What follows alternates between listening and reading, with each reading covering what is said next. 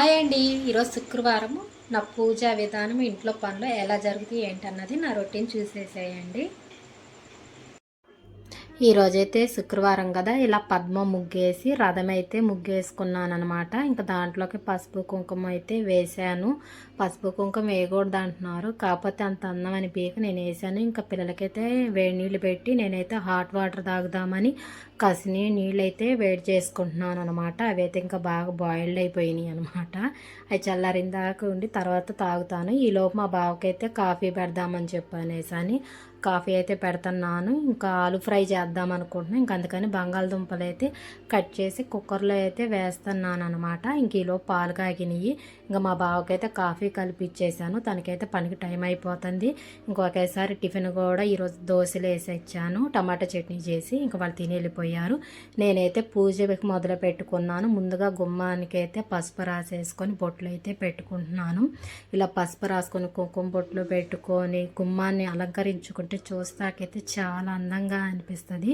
శుక్రవారం పూట మంగళవారం పూట కంపల్సరీగా గుమ్మాన్ని పూజించుకుంటే చాలా మంచిదండి. ఇలాగ పసుపు అంతా రాసుకొని దానిపైన ముగ్గు వేసుకుంటే ఇంకా చాలా అందంగా వస్తుంది. పూర్తయిన తర్వాత మీ అందరు చూద్దరు. కానీ నేనైతే ఎలా చేసుకున్నాను అన్నది. నేనైతే ముగ్గు అయితే లేదండి, ఇంట్లో అయిపోయింది, నేనైతే చూసుకోలేదు. ఇంకా చాప్లీస్తోనే ఇలాగ ముగ్గు వేస్తున్నాను. ముగ్గు వేసి దాంట్లో ఇంకా పసుపు రాసి కుంకుమ పెడుతున్నాను. పిల్లలు కూడా ఇంట్లో ఉంటారు, కాకపోతే గుమ్మాన్ని కానీ ముగ్గు కానీ తొక్కకుండా చూసుకుంటానమాట. తొక్కొద్దని ముందే చెప్తా పిల్లలకైతే. ఇంకా వాళ్ళు కూడా చాలా జాగ్రత్తగా గుమ్మం దాటేటప్పుడు వస్తారు. ఇక అందుకని పసుపు కుంకుమ అయితే ఇలా పెడుతున్నాను, ఏమనుకోబాకండి. ఇంకా పసుపు కుంకుమ ఇట్లా పెట్టేసుకున్న తర్వాత అలంకరించుకున్న తర్వాత అయితే ఇంకా పూజ అదైతే మొదలు పెట్టాలి. పువ్వులైతే లేవు, ఎల్లి పువ్వులైతే చట్నీ ఏమైనా ఉండేమో చూసి కోసుకురావాలి. లేదంటే మా అత్తయ్య వాళ్ళు అయితే పూలు అమ్ముతారు, వాళ్ళ కాడికన్నా వెళ్ళేసి ఒక పూల కవర్ అయితే కొనుక్కొని రావాలి. ఇంకా లాస్ట్ అయితే చూడండి గుమ్మం ఎలా అలంకరించుకున్నాను. ఇంకైతే పువ్వులైతే తీసుకొచ్చేసాను. నా కాడ ప్రమిదలు ఉన్నాయి అనమాట. ఆ 2 ప్రమిదలకి ఇలాగ పసుపు 5 బొట్లు పెట్టి దానిపైన కుంకుమ పెట్టుకుంటానండి. గుమ్మానికి అటు సైడు ఇటు సైడు పెట్టుకుంటానమాట. దీంట్లో అయితే కుంకుమ బొట్టు అవన్నీ పెట్టేసిన తర్వాత రాక్ సాల్ట్ ఉండిద్ది కదా, కల్లుప్పు. ఆ కల్లుప్పుని అయితే దీంట్లో వేసుకుంటాను. వేసుకొని దాని మీద పసుపు కుంకుమ వేసుకొని గుమ్మానికి అటు సైడ్ ఇటు సైడ్ పెట్టుకుంటాను. ఇలా పెట్టుకోవడం వల్ల చాలా మంచిదండి. బయట నుంచి వచ్చేవాళ్ళు ఎలాంటి వాళ్ళు అయినా కానీ, లేదంటే ఎలాంటి అయినా చెడు అన్నది ఏదైనా గబక్కన లోనకి ఎంటర్ అవ్వకోకుండా ఈ ఉప్పు అయితే వాటిని ఆపేస్తుంది అనమాట. దీంట్లో నెగిటివ్ ఎనర్జీని లాక్కునే శక్తి ఉండేది కదండి. రాక్ సాల్ట్ అంటే కల్లుప్పు. చాలామంది చెప్తారు కల్లుప్పు చాలా మంచిదని.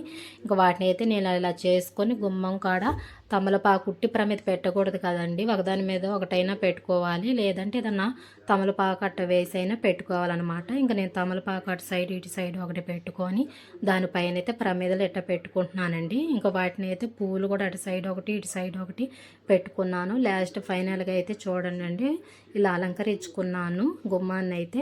ఇంకా పూజ అయితే చేసుకున్నానండి. ఈరోజైతే పూజ అయితే చాలా బాగా అనిపించింది. నాకు కావాల్సిన పూలు అయితే దొరకలేదు, ఇంకా ఉన్న వాటితో చాలా వరకు అడ్జస్ట్ చేసా. ఈరోజు ప్రసాదానం అయితే అటుకులు బెల్లంతో అయితే అమ్మవారికి నైవేద్యంగా అయితే పెట్టుకున్నాను. ఇలా చేసుకోవడం వల్ల మనసుకి ఏంటో శుక్రవారం మంగళవారం శనివారం ఈ 3 రోజుల్లో పూజ చేసుకుంటే అదొక ప్రశాంతంగా ఉండిద్ది. ఇంకా వంట అయితే స్టార్ట్ చేయాలి. ఆలు ఫ్రై చేశాను మార్నింగ్ అయితే. ఇంకా సొరకాయ ఉంది, లేతకాయ అండి, బాగుంది కాయ మాత్రము. కొద్దిగా పప్పు కూడా చేద్దాము ఆలు ఫ్రైలోకి, చాలా బాగుండిద్ది కదా అని చెప్పనేసి అని దాంట్లో సగం ముక్క అయితే తీసుకొని దాన్ని అయితే చెక్కంతా తీసేస్తున్నాను. తీసి ఇంకా పప్పులో అయితే సొరకాయ పప్పు చేద్దాము, కాంబినేషన్ బాగుండేది కదా ఆలు ఫ్రై అనిపించింది. ఇంకైతే ముక్కలు అవన్నీ కట్ చేసుకొని పచ్చిమిర్చి టమాటా ముక్కలు ఇవి కూడా కట్ చేసుకొని పప్పులో అయితే వేసుకొని కొంచెం పసుపు చింతపండు కారం అన్నీ యాడ్ చేసి సొరకాయ ముక్కలు కూడా వేసి పప్పు అయితే పొయ్యి మీద పెట్టాను. మెత్తగా ఉడికిపోయింది. తర్వాత లాస్ట్లో దాంట్లో కారం యాడ్ చేస్తున్నానండి. నేను ఫస్ట్లో కారం వేయను, ఎందుకంటే విజిల్ వచ్చేటప్పుడు ఘాటుగా వస్తుంది అనమాట విజిల్. ఇక అందుకని చెప్పనేసి దింపిన తర్వాతే వేస్తాను కారం. మెదిపి అయితే పోపు అయితే వేసుకున్నాను. సొరకాయ పప్పు అయితే చూడండి, చూస్తే ఎంత లుక్గాను ఎంత బాగుందో. ఇంకా మధ్యాహ్నం పిల్లలకైతే భోజనం పెట్టే వాళ్ళైతే స్కూల్కి వెళ్ళిపోయారు.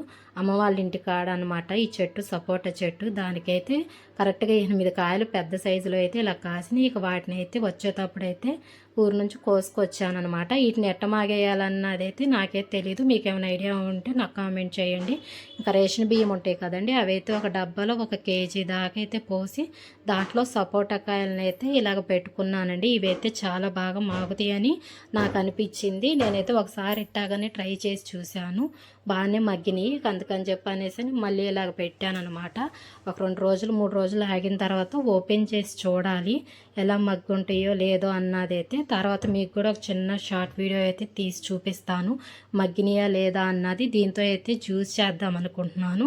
మా వాళ్ళకి మేమైతే తలకు 2 వస్తాయి, 4 ఉన్నాం కాబట్టి. అలా కాకుండా జ్యూస్ అనుకో తలా గ్లాస్ వస్తాయి అనమాట. ఇంకా పిల్లలకి స్నాక్స్కి శనక్కాయలు అయితే ఇంట్లో ఉండే కదండి, మన ఊరు నుంచి తీసుకొని వచ్చాయి కదా.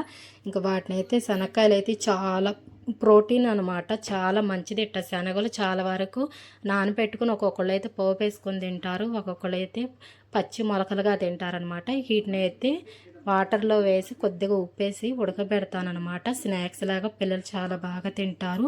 ఇలా పచ్చి ఉడకబెట్టుకుంటే చాలా టేస్ట్గా ఉంటాయి అనమాట. ఇక అందుకని చెప్పి అనేసి వీటిని అయితే హాట్ వాటర్లో కొద్దిగా ఉప్పేసి పొయ్యి మీద అయితే పెడతానండి. శుక్రవారం అయితే నా మార్నింగ్ రొటీన్ పూజా విధానం అయితే ఇలాగుండిద్దండి.